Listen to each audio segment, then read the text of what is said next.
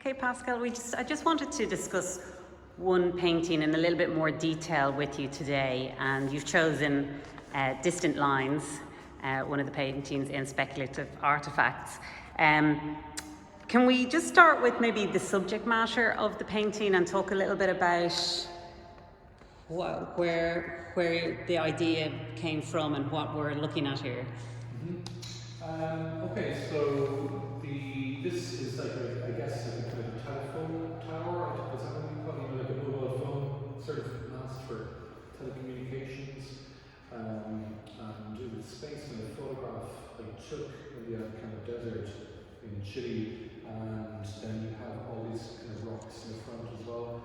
I think one of the things I really liked about the place where I photographed it is these kind of things are always very hard to reach, and they're kind of hidden away locations, so there's almost something a little bit mysterious about them because they're always in these kind of far off, distant places. So yeah, that was one of the things that attracted me to that particular kind of landscape. And then, you know, this sort of contrast between this kind of man-made structure and the kind of the rocks as well. These kind of very straight lines and kind of round, circular kind of rocks in the front. So The kind of organic and the man-made are very distinct. So again, I was kind of playing with that kind of contrast as well. Yeah, and then when you're figuring out a composition for a painting, how do you go about that? Well, normally I would do that on the computer first, and I spent quite a lot of time I suppose you could almost call it designing the image first on the computer. So I'd design the color scheme, the composition, all that kind of stuff before I start drawing and painting it. So I'm going to play around with this idea. One of the things which has made it a little bit unusual with this painting as well is that it's traditionally landscape painting, kind of a landscape format, whereas this is a portrait. And I kind of liked the idea of doing this in a portrait because it kind of almost accentuates sort of structure. Yes. So, kind of like closes it in a bit as well. It's a very vertical structure, so I thought it kind of worked better in a kind of portrait format. So it kind of becomes a landscape around the structure rather than a structure in the landscape. Yeah. Yeah, okay. And can you talk a little bit about your choice of colour as well and how you make those choices? Yeah. So this is a kind of a colour that it's probably a mixture of loads of different colours. I used some viridian and some other kind of blues as well. And I was trying to kind of replicate that kind of colour of decay that you see in copper, that sort of verdigris. So it's almost like a kind of verdigris colour as well. And that was sort of the idea behind that particular colour in that painting. Yeah, and there's a kind of luminescence to it as well. Yeah. And it's funny because when I started this painting, I did the first kind of rocks, and then I kind of changed the colour, and I changed it again, and I got rid of the rocks and changed. I kind of made these up as I went along, the rocks, so they weren't part of the original photograph. There were some rocks there, but it would be too hard to replicate what was in the photograph into a painting, so I just kind of made it up as I went along. It was the first time I did that for those kind of rocks, so it's very much kind of a landscape of the imagination. Okay. So that's that kind of again bringing in this imaginative kind of landscape into the work as well. Yeah. And then just to talk about the mood of this work, is that something that you're conscious of when you're designing and developing it, or? Not really. I think maybe it would probably just stay consistent with maybe the wider work in general and the sort of series of paintings that are in the show.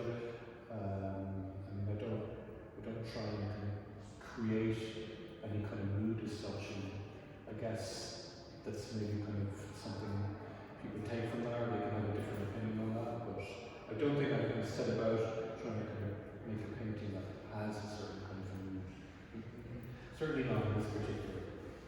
And would you be kind of conscious of even just the kind of colours that you're using, how they sometimes speak to a certain type of of mood or a way of feeling, or would that be something that is just intuitive in you that you don't really think about? It just kind of... I mean, no, yeah, not really. I mean, I suppose I wasn't trying to kind of make any kind of melancholic sort of mood or anything with the colour, even though maybe sometimes somebody could think that way about blue or different kinds of blue colours, but no, I just, again, I always design the colour scheme on the computer, you know, so I play around with it, so I would have maybe 3 or 4 different kind of colour schemes, and then I kind of find one that I thought worked best with the image that I wanted to create. Because I think it's very interesting the way the structure holds the same colour as the rocks. So it's...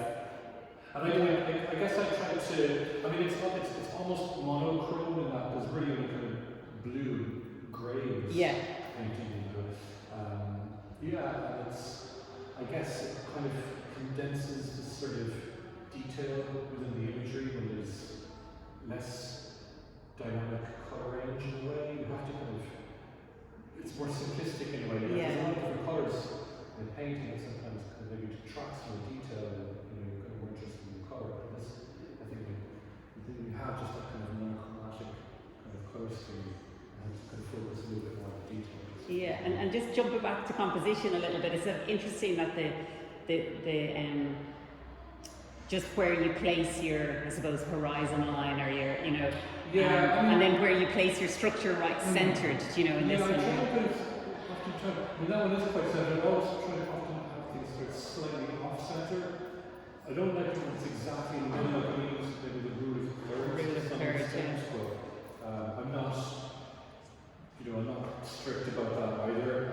But I tend to often have things slightly off center. Perfectly centered. Yeah, but it works here. I think it just it works the way to, you know, that it is centered. Kind of feels right. Yeah, and it's almost kind of divided into 3 sections if you look at the composition of that painting. Great.